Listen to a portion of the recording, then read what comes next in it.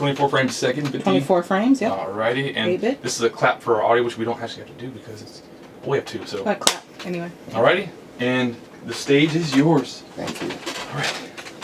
Thank you, sir. So could you tell us your name, please? Lloyd N. Pearson, Jr. Okay.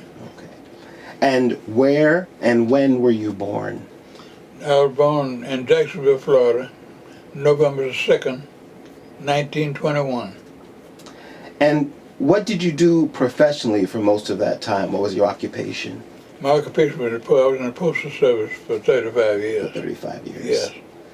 And we've mentioned before that you worked with the NAACP. For how long did you work for them, and what did you do for them? Well, I became active with the NAACP around 1961. My brother got elected president of the local chapter, and I became active following him. And in 1963, they have election every 2 years. So he got re-elected in 1963, and I got elected to the executive board that year. Okay. And during the second term. Okay. Could you tell us maybe just a couple of early memories of Jacksonville, what the city was like when you were a child? Well, when I was growing up, the city was heavily segregated during that time. They had 3 white high schools, Lee and Landon, Lee at Riverside, Aberdale area, and they had Landon on the south side and Andrew Jackson at the Springfield area. And they only had one black school that was standing high, that was downtown. And so we grew up under that. But the only thing about us, living in an all-black neighborhood, when I was young, I didn't have much experience, and I didn't start to face that until I got to about high school. Because we were in an all-black neighborhood, school in the neighborhood, and my dad was a man who didn't have a car, he rode a bicycle. And we didn't travel a lot. So I was in about high school, so before I started feeling the weight of segregation. Did your family, your mother or your father, tell you any things to make sure that you stayed safe in that situation, that you weren't a victim of any racial violence? No, I don't remember that giving that necessary instruction along that line, but they did talk about the fact that we were not allowed to do certain things. We couldn't hold certain jobs or whatnot. Okay. We couldn't be policemen, we couldn't be bus drivers. We couldn't, in fact, city vehicles could not be operated by blacks. We had common labor jobs, but we couldn't hold any job that were professional or either handle certain equipment. Were there any parts of the city that you knew you weren't supposed to go to, and how did you learn? Yes, when I got on about a high school level, I started to learn because I started accepting jobs around drugstores and whatnot. We were delivery boys, and I knew there were certain parts of the city that we just didn't go because if you were caught in those section and couldn't state a reason that you worked for somebody or something like that, some white person, you could be put in jail. Mm.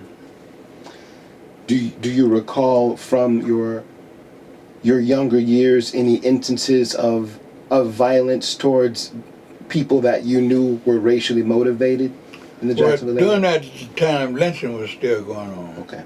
And so quite a few, we had one lynch took place downtown in Jacksonville on Hogan Street. I never forget, I was about 10 years old. And that was scary when we heard about it because this fellow was, he lost his life as a result of a group of people down, beating him right near the St. James building. Then they tied him behind a car and drug him around the neighborhood.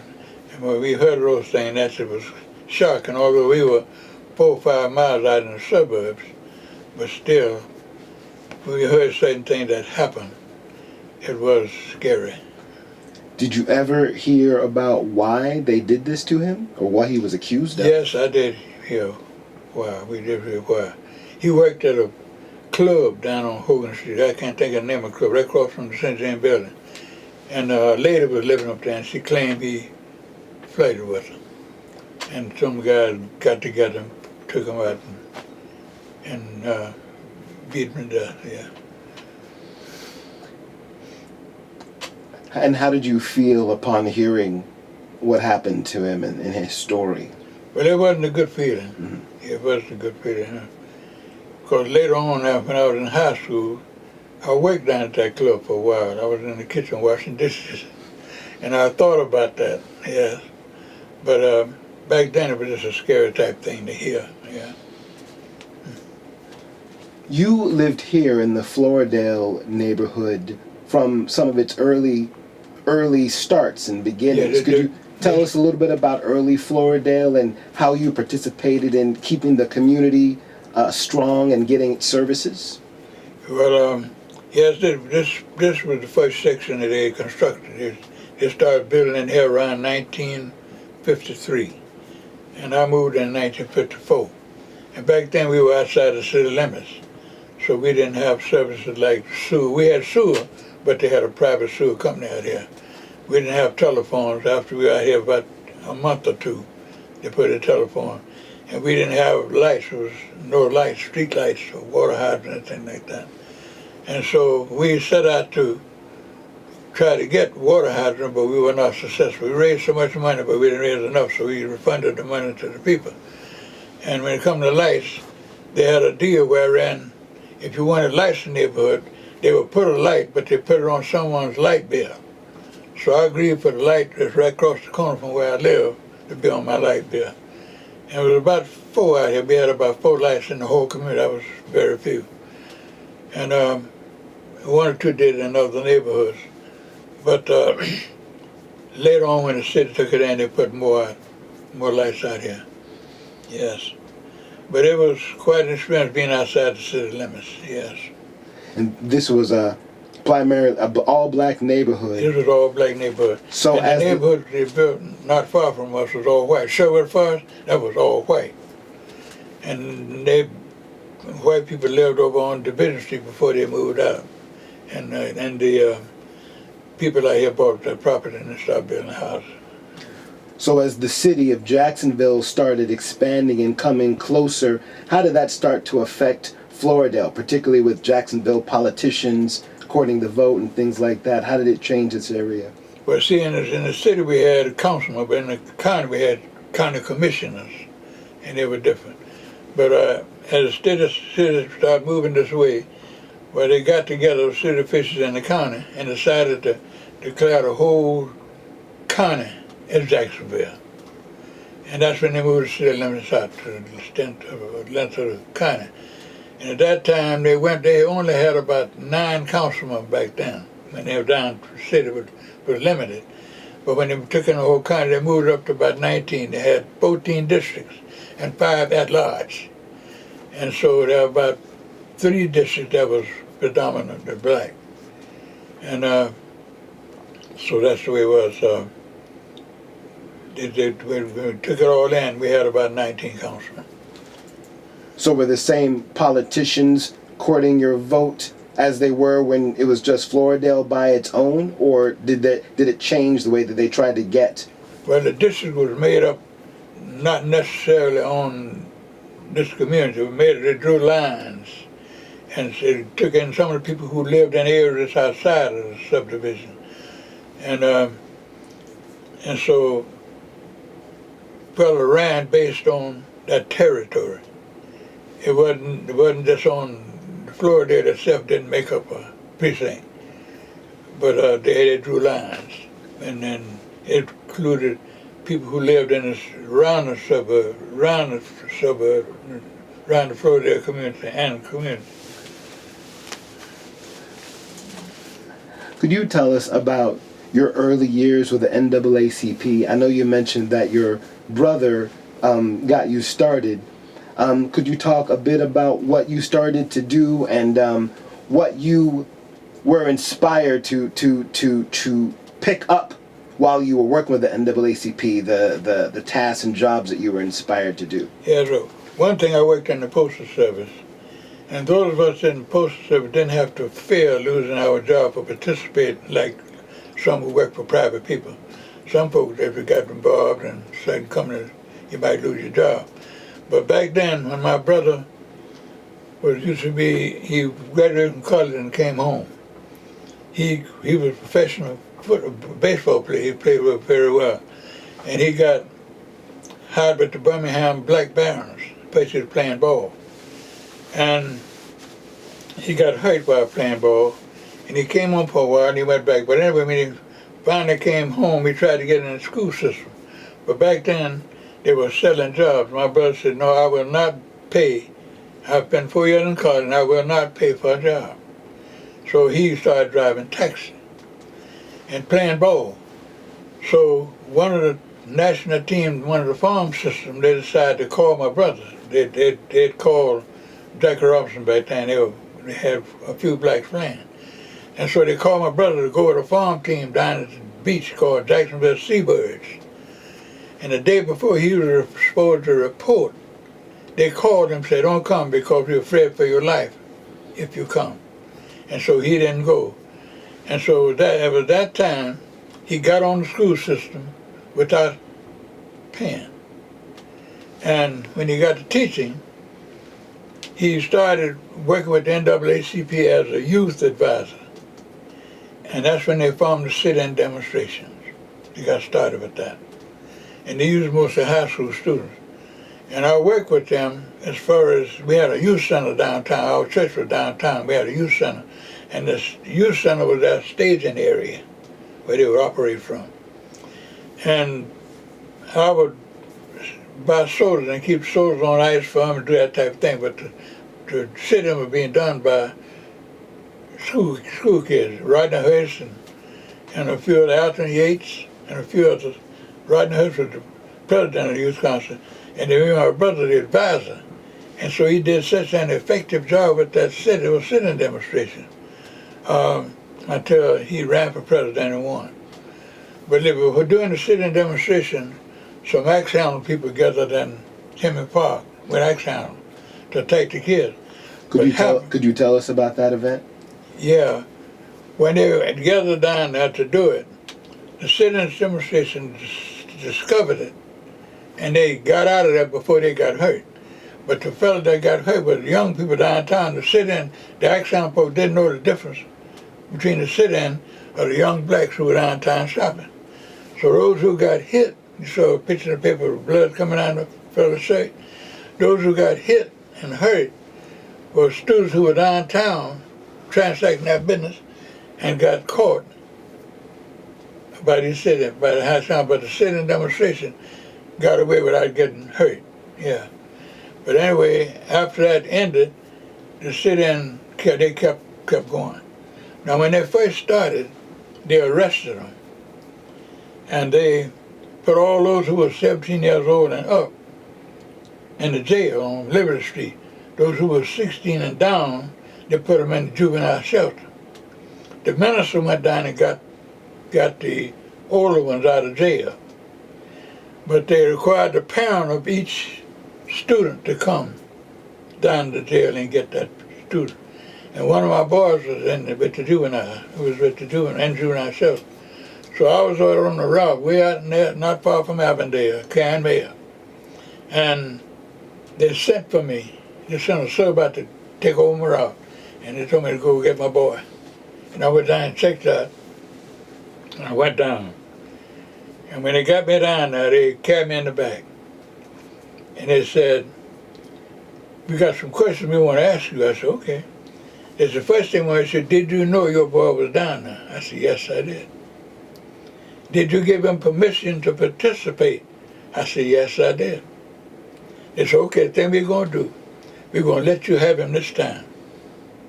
But if you arrest him a second time, we're going to come and get you and charge you with contributing to the lengths of a minor. So when I got him, picked him up, I went straight to Tony Jackson's office, his black lawyer. He used to be down in Masonic Building.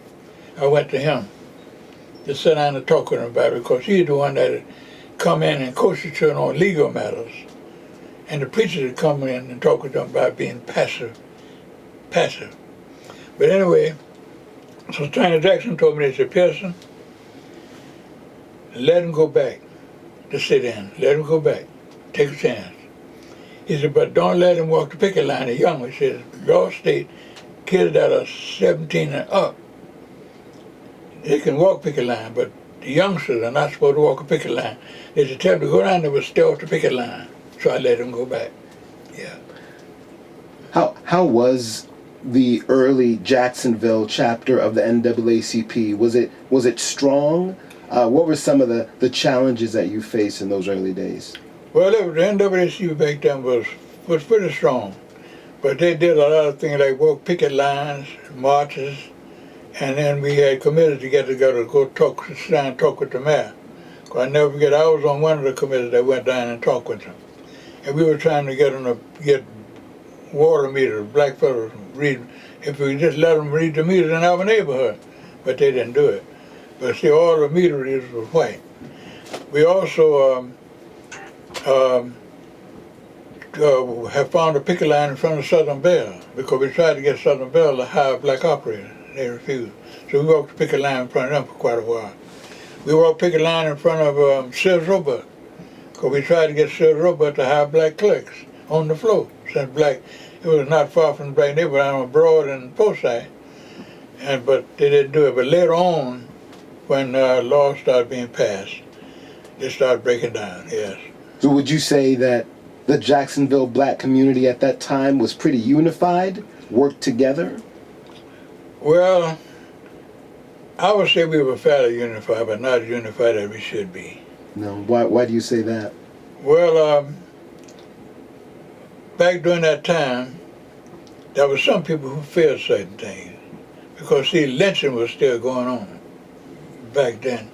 And other racial things, police was pretty rough. There were no black policemen, and policemen could be pretty hard on blacks, yeah, just that thing. And so the city, we were unified some, but not as much. Now the NAACP organization was pretty much together. They had some pretty dedicated people, but they had to be very careful, very careful. So the law was pretty strict about segregation, yeah. We couldn't go in restaurants or hotels. And when we go to see the ball game, we had to sit in the black section. We couldn't, they had a grandstand and they had a bleachers. We could sit in the bleachers on one side and the whites sit in the other bleachers and the whites take the whole stand. But when Henry Aaron got hired at Jacksonville, he got called and was signed to the Jacksonville team. So many blacks showed up until they started letting blacks sit in a third of the grandstand on the side next to where the blacks sat in the bleachers. But it was quite an experience back then. Certain thing we had to face it, but it was rough. And we couldn't hold certain jobs. Most of our jobs were common labor jobs, yeah. I'd like, if we could, to go back to your brother. You were mentioning before that you think there might have been some racial motivation with the fate of your brother. Do you think you could tell me? Yes, well, we never did find out exactly. We took the word of the law. The law said that he had got hit a bridge and the car had gone over in a ravine and they found his body. But Mr. Wendell Holmes, and who ran a funeral parlor, and Daly, who back then was the pastor of First Baptist Church on the east side, they went and picked up his body. And when he got back, Holmes carried me off to the side and said he talked with the fellow who did his body. He said, they say he hit a bridge, but there were no scars on his face. But they said the back of his head looked like somebody had beat him with a club. And so we never did try to investigate or look into anything, but back then going into a small town to try to deal with that type of thing, many times we could get in trouble. So we went on and took the words of the law that said he had the right. But after listening to one of the Holmes and his report after talking with the funeral director out there, we wondered about the whole thing. Yeah. And what did it mean to you losing him when you did? Oh, it meant a lot. It meant a lot. It hurt. So many people were hurt. Because, see, he was popular. And it's like he would tell some people, people say, I'm not scared. I'm just scared of the rest of them, but I just keep going. You just go on and do certain things and take a chance. And See, 'cause when he was Lord say he was alone. He was driving from here to Memphis, and he was went up to Atlanta to pick up some things from a friend, and he was driving at night, and he got to this little town called Waynesboro, Tennessee, and that's where the accident happened. Yes. Pardon me 1 second. I'm gonna adjust this chair. All right. Okay.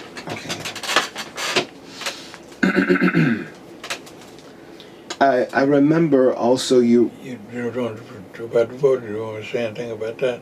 that I was going to get into. Whatever question you want to ask, okay.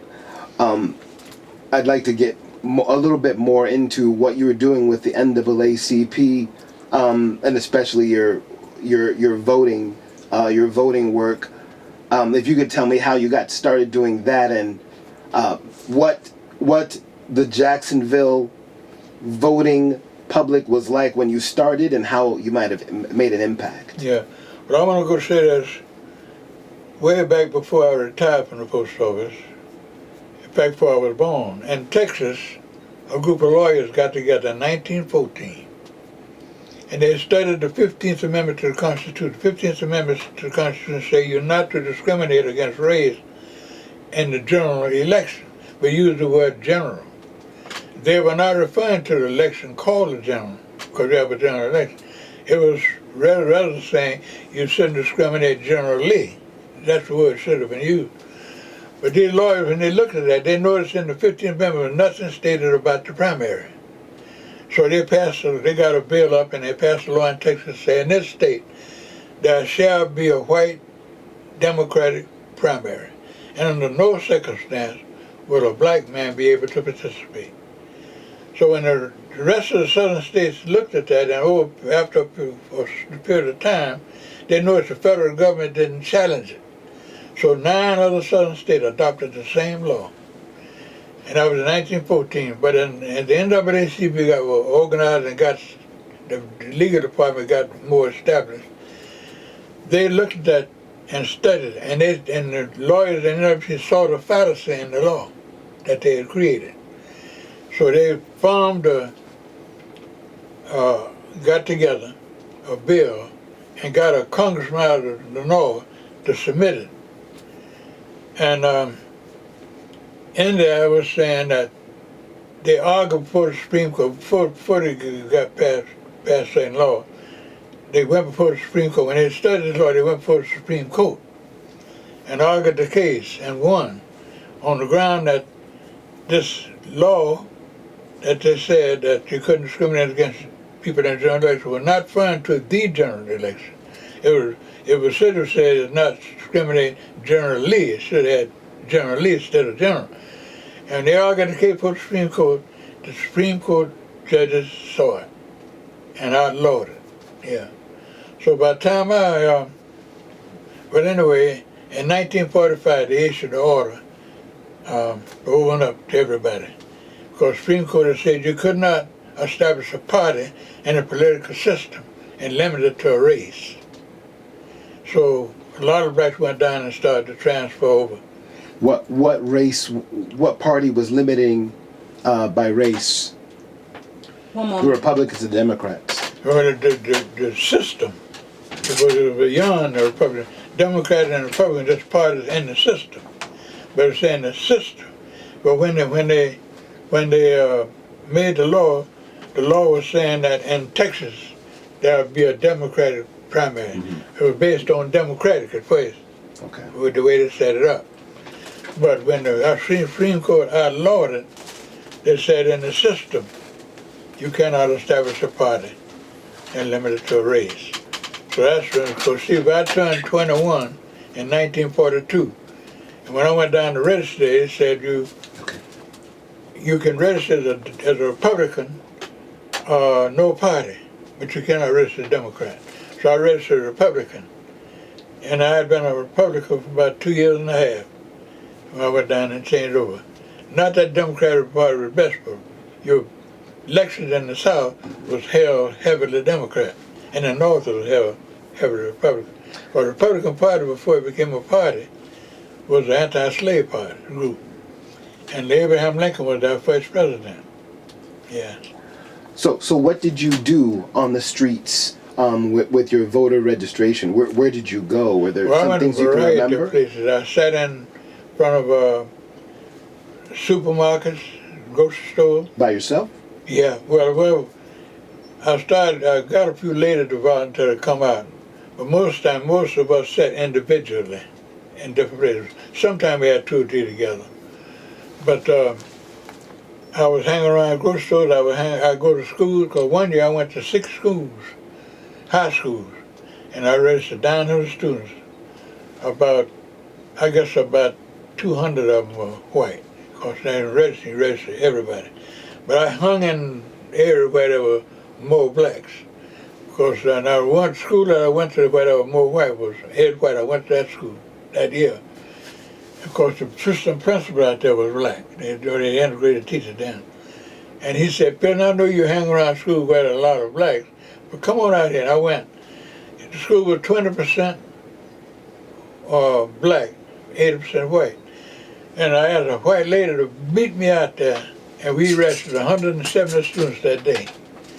60 black and 110 white. So we registered, a third of our registration was black, but 20% of the school population was black. But the rest of the school, we went to Andrew Jackson, Lee, Paxton. I went to First Coast. And I registered my heaviest at Rains and River. I registered 500 just between those 2 schools. Yeah. So most of my time was spent on the street. Well, by me being retired, so I retired in 77, and I started registering voters in 79. And by me being retired, well, I'd be out there alone quite a bit because most of the people working and would come in the afternoon. But I registered more people during the day because I went to the food stamp store. They'd be out there for 2 weeks picking up their stamps. I'd hang out there too, and I was averaging 300 a month. I did 3,000 people at the food stamp store in 10 months. So what would you say when you walked up to people if they Well, didn't I had have a the table rights? set up, and I was calling them. Okay. They would come to the table. I was doing register vote, and there were some people who didn't know what voting was all about. Would ask questions. What good is this? And I explained to them, we live in a democracy, and the power of the government is in the hand of the people. A lot of folks don't know that. And the way we control our candidates is through voting. We elect them, and if they don't do a good job, we can change. I said, so voting is like, I would tell them this. I said, voting is like handling the reins on a mule train. You have, a stagecoach. As long as you got those reins in your hand, you can control them in a way. But you drop those reins, I said, voting is like having the reins to a mule train. You can control your candidates. I said, although we have leaders, but they are controlled by the people. And if they don't do certain things, we change them. So I had to explain to a lot of people. In fact, I had one man that I registered was 79. He'd never been registered before. And he'd been in Jacksonville 20 years. And I said, why are you registered? He said, well, I came from Georgia and I own property. And the court took my property. Well, see, he probably didn't pay his tax or not. And he said, therefore, the voter registration office is in the courthouse, and I don't go to the courthouse. That was his excuse. But I registered a lot of people from out of town who came from places where they wasn't allowed to vote. Because I know I went to a regional NAACP meeting, and they were emphasizing registered voting. And a fellow came to that meeting from Mississippi, and he went back home and registered. And the next morning, he was watering his flowers, and the fellow passed by his house, shot him with a rifle, dropped him in the flower bed. Yeah. And he was with us in the meeting. But 2 or 3 folks, another fellow was carrying people to the, I think it was a town called Belzoni, Mississippi. And he was hauling people. He was standing outside the courthouse waiting on people to come get in the car. And somebody pepper and dropped them down, standing waiting on the sidewalk in front of the courthouse.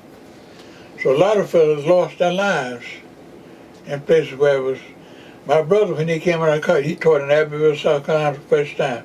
And that town, the principal of the school had to sign a paper that he wouldn't teach citizenship because it would encourage the people to vote.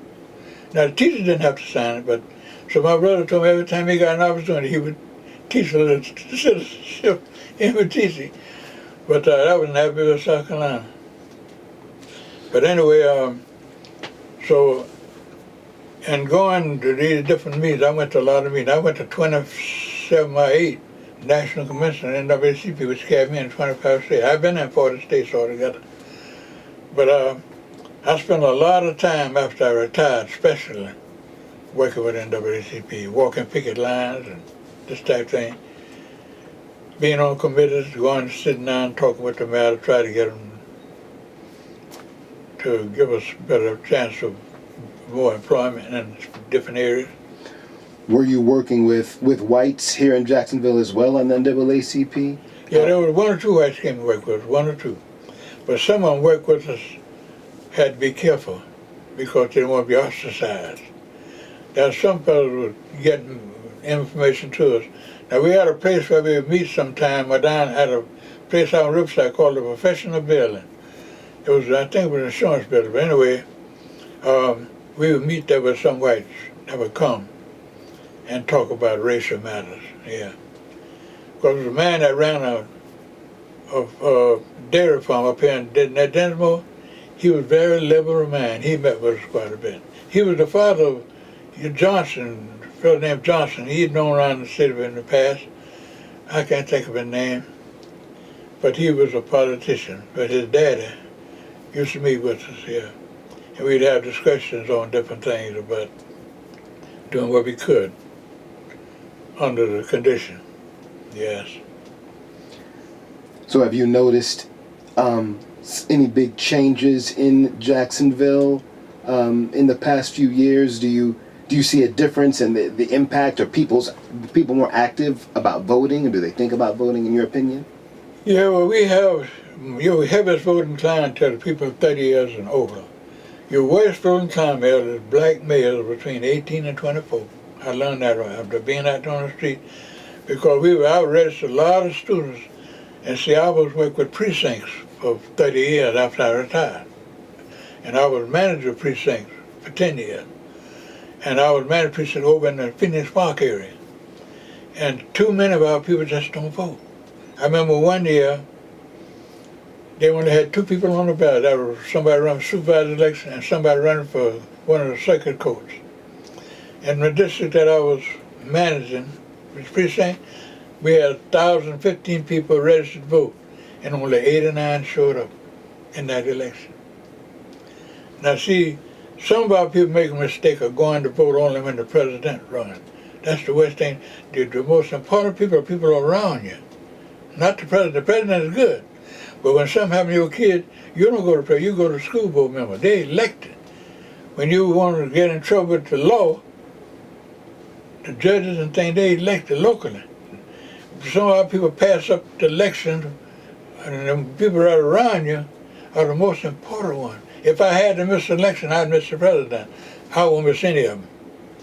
But some of our people have not become elated enough, educated enough to the system to realize the importance of voting. Although we are doing much better, yeah. And so over the years, it's much better now than it was because we're becoming more educated. See, back then, illiteracy was high among us because, see, during slavery, we were not allowed. It was against the law to be caught teaching a slave, although a lot of white people sneaked and done it in the house because all white people are not allowed. I tell them, because I think of John Brown, who sacrificed his life. He was white, and he died. He was hung in Virginia. And he attacked Harper's Ferry one time. He got a group man, and he had, all together, he had about 20 children. And one of his boys was in that battle and got killed. But we had a lot of white people out there who would come and say things or work with you too, but not openly in the organization. We had a few. Yes. Well, you've certainly done a lot for your community over the years. Would you say thinking about your early childhood and your family, your mom and your dad, were there lessons that you were taught back then that inspired you to want to work for the community so much? Were there things, maybe if since they're not around, maybe sort of things they would want to leave with the world, some words or lessons? Well, one thing my father emphasized, living a clean life, and to try to get as much education as possible, because education was important. He emphasized that. Now, there were 7 of us, 2 of us didn't finish college, 5 graduated. I dropped out from secondary and got married. My brother dropped out after his freshman year and got married, but the rest of them finished. But I had a lot of experience out there that taught me a lot, because I worked in the Presbyterian Church, which is predominantly white, most of the Presbyterian. And in working beyond the local church with the different courts, I learned a lot.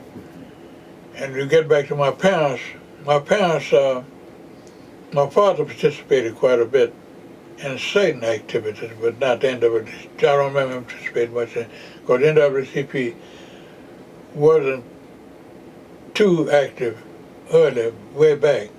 The NAACP became active mostly in, within, about the 50s when they first started really getting active.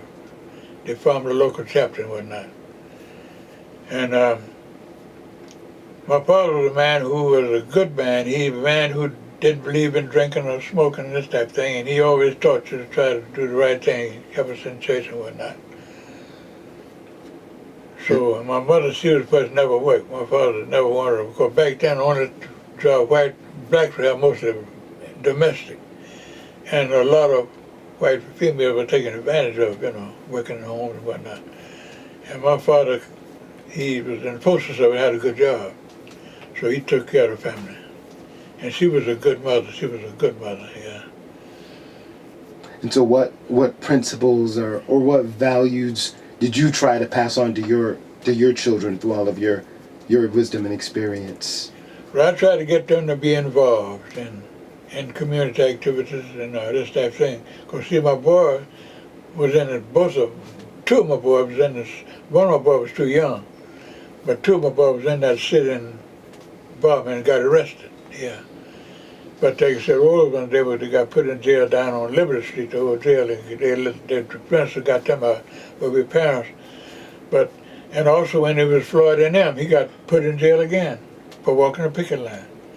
See, according to the law, if it was still has a front, you're only supposed to put so many picketers out there. You're not supposed to put over so many. They can charge you with blocking and arrest you. And they were picking these stores and they weren't following the law. And they got arrested. But I called up there and got to talk with 1 or 2 ministers, and they said to me, "There's no worry, we're going to take care of them. All the way in jail, we're going to see after them. We're going to see about them." And so I didn't go up there. But they were involved in quite a few things that they got up, and I tried to encourage them to be involved and to be fair. And because my dad always says, he would say this to me, "Son, don't hate white people. Hate the condition that causes them to do what they do. Because whatever you hate, you want to destroy. And you're not supposed to destroy human beings." He said, "But if a man still try to deal with him in a way to destroy that stealing condition, but love the man." He said, "Love a thief." And he always emphasized that, and I try to emphasize it to my kids as they grow up. To work to make things better, continue working to make things better. So all of it have been, my mother wouldn't let my sisters go down, because she was her daughter, she was scared. All those some girls were down there involved. I think Meeks, 1 or 2 other daughters were down there with them. Yeah. But I encouraged them to try to be involved in government and whatnot, to study. And they may try to work to make things better for everybody. Yeah. Well, I think that's a wonderful way to bring this story to a close. Just before we end, are there any topics you want to cover, or any sort of statements you want to make before But I want to Before say now. we did a lot of walking the picket lines in front of stores downtown and marches and this type of thing. We went to Southern Bell to try to get them to hire black telephone operators, and they wouldn't, so we walked picket line in front of Southern Bell for a while. We tried to get Silver Roebuck and W.T. Grant to hire clerks on the floor. And we walked picket line in front of those places to let them know we were expressing our concern. And the marches we held, we had to get a permit. We got permits to do that. And the permit would tell you the time of day, because they don't want you walking when the traffic, people get on, traffic is heavy. And so we walked and we followed the law. Now one time they started on a march without getting permit, but the law met them downtown and arrested them. But they didn't keep them in jail, they arrested them, rolled them up and turned them loose. And they had to go before the court. Because I never forget, I went to one of the trials where they were arrested for participating. And they had the black officers and the ministers who were involved lined up. They brought them in before the court. Judge Santoro was the judge, I never forget that. And they went down the line asking each one of them to see, we don't know what you have to say. When they got to my brother said, they said, Mr. Judge, before I say anything, I want to say, you are a smart, intelligent man. The judge said, thank you. And then he said, Judge, there's some things I want to say to you. You will understand what I'm talking about, but the people in the audience, they won't. And he made a statement about interstate law, how they are robbing the federal government out of taxes. See, when they say you can't come in and let you spend your money, see, a percentage of that money spent goes to the government, taxes.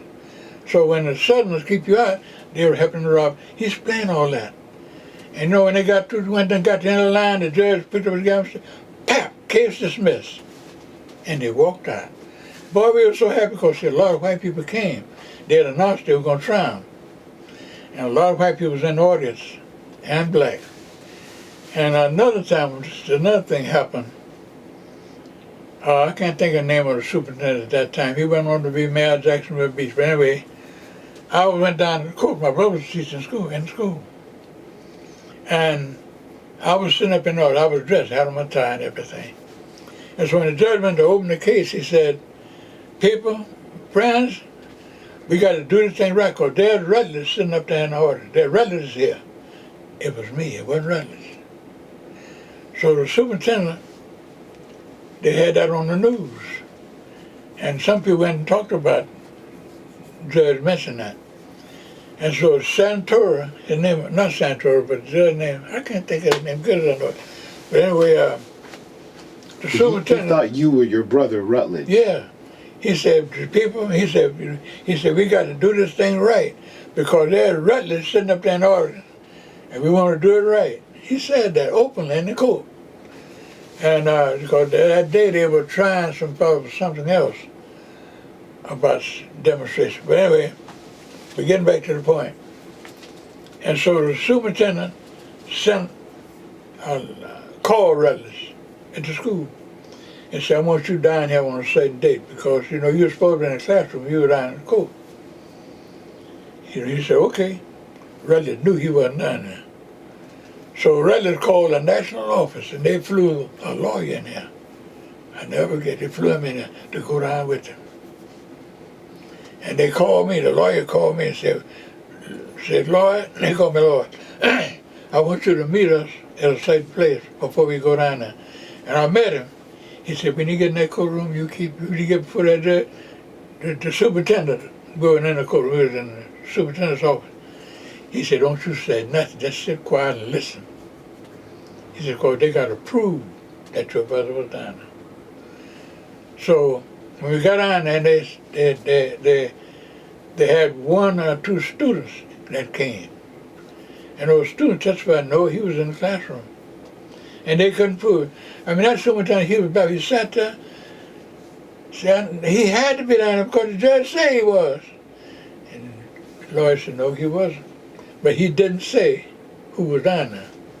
Because I never forget, a fellow was sitting there, hunched me, said, Pearson, did you see that? I see. He hunched me, and said, "Call torture arrest." But anyway, he couldn't prove it. And for years, no one knew. But later on, I told it after he got killed, after he lost his life. Yeah, I come on open and shared it. Yeah, but I never forget that. But we had quite a few experiences. We had a number of courts. And Attorney Jackson fought a lot of our cases, although we didn't win a lot of them. But when the national got involved, the government got involved, started passing laws through the courts. And we had that march on Washington. That really impressed, because see, they had all kind of policemen. There were a lot of policemen. They had the state group outside, the state, what you call it, they connect with the Army. The National Guard? National Guard. They had them staged in St. Area. Thought it was going to be, and it went out peaceful. I mean, very peaceful. And that was the best thing could have happened. We had over 200,000 people there. It was a lot. And Martin Luther King spoke. Now, they had about 4 or 5 people spoke. The fellow who spoke for youth, he had to go back and revamp his message because it was too radical. They wouldn't let him come to it to read the message. He had to go back and revamp it while the thing was going on. And they checked out and they let him deliver. Who was he connected with? They called him, it was a youth group, called himself, goodness, I can't think of that name at all. But most of them was operating heavy out of Alabama area. Student Nonviolent Coordinating Committee? Something, I think that was it. I believe it was it. But it was a representative there to speak. Stokely Carmichael? No, he was with Martin Luther King. Okay. Yeah, group, yeah. Stokely Carmichael. No, Stokely Carmichael. Wait a minute, I'm not sure about Stokely. No, Stokely Carmichael went to Harvard. No, he's the one that started this thing, said loud and black and proud. Mm-hmm. Yeah, that was him. He started that. Mm-hmm. But there's another fellow with Martin Luther King out there. I can't think of who was. But anyway, get back to the point.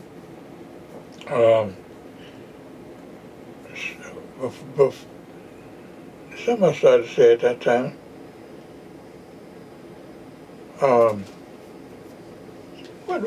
Something we started saying, yeah, about the last.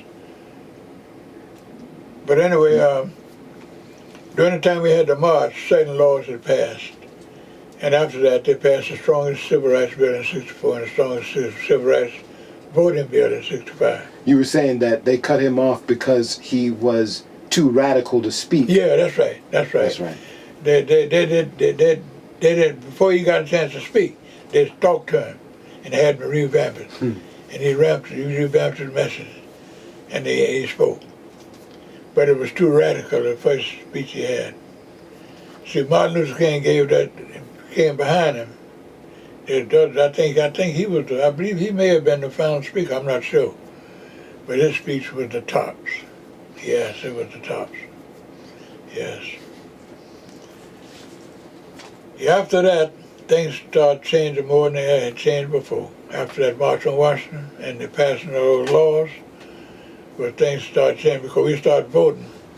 Because see, in Mississippi, they assigned a lady who was the secretary of the Washington Bureau of the NAACP to head it.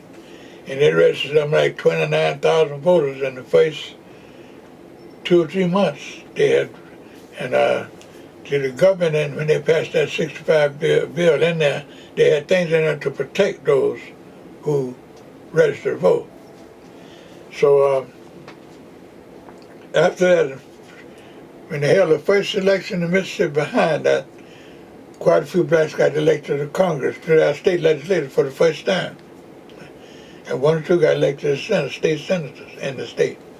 Yeah. So a lot of changes started to take place. And then when they passed the fair housing, that made a difference too. And then as blacks got better jobs, they were able, and then baseball opened up to making good money playing baseball and football and becoming railroad engineers and whatnot. Well, blacks started to be able to move into higher level of homes, houses and whatnot. So it made a big difference, yes. But like I said, we had to divide people. The blacks were not trying to take over. We were just trying to be able to move into American society and live as any other person can live. Just have the same rights. Because some whites felt that we were trying to take over. No, it was far from that. We were just saying, give us an opportunity to live as any other American, Japanese, Chinese, whites. Yeah. So it was a big difference after that. Yes. Because when they first hired the black policemen here, they were limited to the black neighborhood. And they operated off of Davis Street out of the block at home. They had a headquarters office. They operated out of that building, part of that building. But then as things changed, it made a difference. Yes. The only thing we got to get our people now to do is try to stay in school to get an education, because it means a whole lot. More jobs require higher degrees of education now than used to. Yes, sir. So I thank the Lord that things has come to where they are. And we got to, as a people, learn to be involved and respect others, that we have to respect others to respect us. And things are much better now than they used to be. We still have a ways to go, but we're coming. Yeah. Thank you, sir. Okay. All right. That's Okay, great. guys. Thank you. Awesome. Thank you so much.